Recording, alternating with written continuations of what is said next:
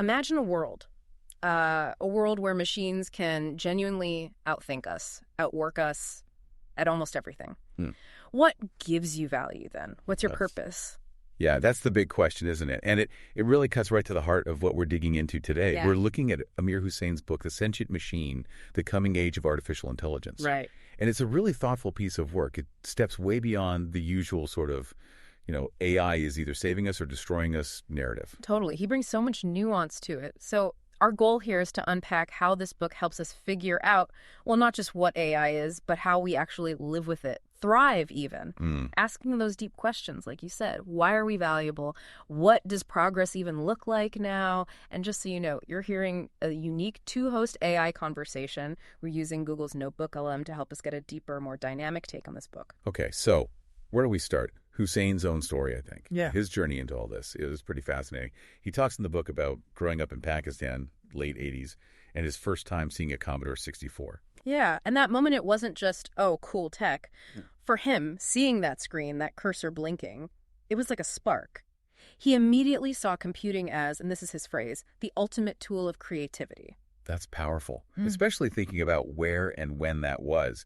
It really frames his whole philosophy. Absolutely. It shaped how he sees computing science. It's not just coding or hardware for him. It's like a lens, a way to tackle really big ideas about existence, consciousness, intelligence itself. It elevates it, doesn't it? From just talking about algorithms to, well, philosophy, really. Exactly. And that's so important because, let's face it, a lot of the AI talk gets stuck. Yeah. We tend to measure AI by how well it copies us. Can it paint like Rembrandt, reason like Einstein, feel like a person? Right, the anthropocentric trap. Yeah. Husain argues that completely misses the point. It blinds us to what machine intelligence actually is. So if it's not about copying us, what is it then? Well, the book breaks down how it's fundamentally different. Faster processing, obviously. Yeah. Billions of operations, no coffee breaks. But also memory. AI can hold and instantly access databases way beyond any human capacity. And sensory input too, right? Taking in data from all sorts of sources at once, things we can't even perceive. Exactly. And maybe the biggest one, self-improvement.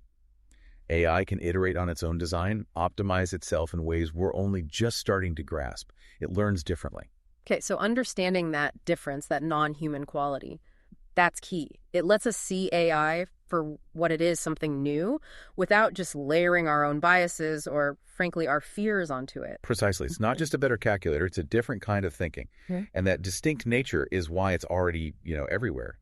Husain points out 7 key areas where AI is making a huge impact. 7 domains. And it really touches everything, like the Internet of Things. He has this great phrase for it, the AI creating a planetary skin. Or cortex. Planetary skin. Yeah. It's like all these connected devices, they're not just smart, they're becoming part of this huge network. Static things start to have cognition. Your thermostat isn't just checking the temperature, it's talking to the grid, looking at forecasts, maybe even your calendar to optimize energy.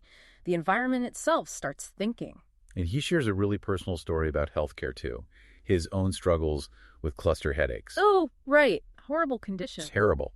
But he uses it to show how AI could process just oceans of medical data records, genetics, research papers way faster and maybe more effectively than human doctors ever could, especially for those rare, complex conditions that are just buried in data. AI might find patterns we miss. Imagine that, an AI helping crack those really tough medical nuts. And then there's cybersecurity. That's huge, too. Absolutely critical. So much of our lives are online now. AI is becoming that frontline defense, spotting threats at machine speed. Which leads kind of naturally, if maybe uncomfortably, to warfare. Yeah. Hyperwar. That's the term he coined with General Allen. It describes warfare happening at speeds beyond human control. AI systems making decisions in milliseconds. Drones, cyber attacks, defenses. It's pretty chilling. He basically says the future of war is AI. Human decision-making might get pushed out of the loop in critical moments. That's a stark thought.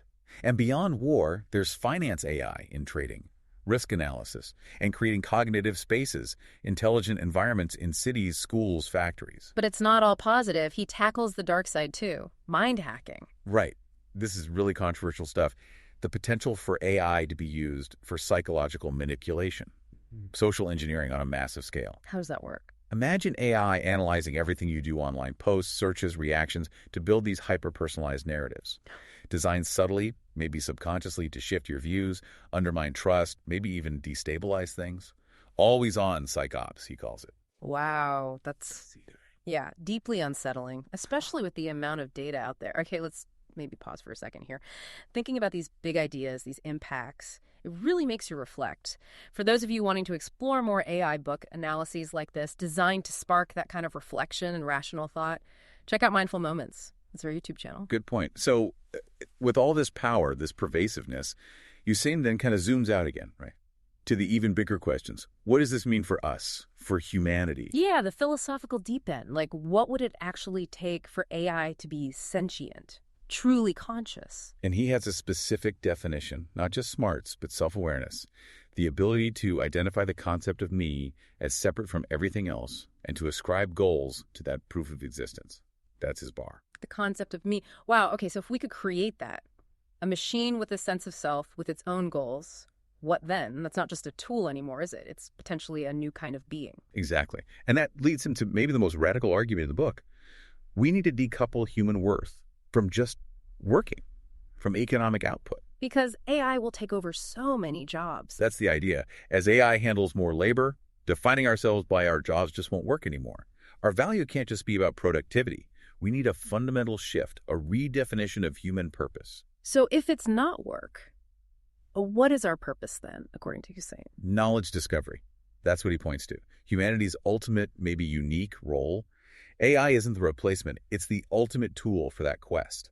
It frees us up from the grind to focus on curiosity, exploration, solving the big problems. Like fusion, curing diseases, understanding the universe, AI becomes the ultimate research assistant. Or even a creator partner. He frames AI development itself as humanity's greatest creation myth.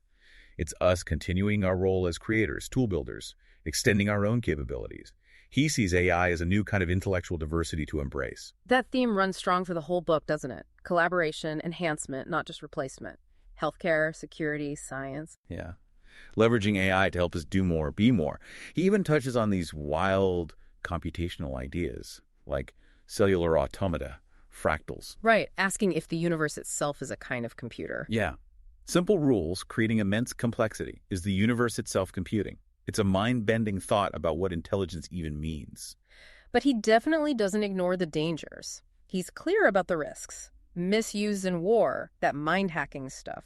The weaponization of information. Absolutely. These are massive threats, existential potentially. Yet he argues against banning AI development. Why? Geopolitics, Right. basically. He points to China's AI 2030 plan, Russia's military AI work.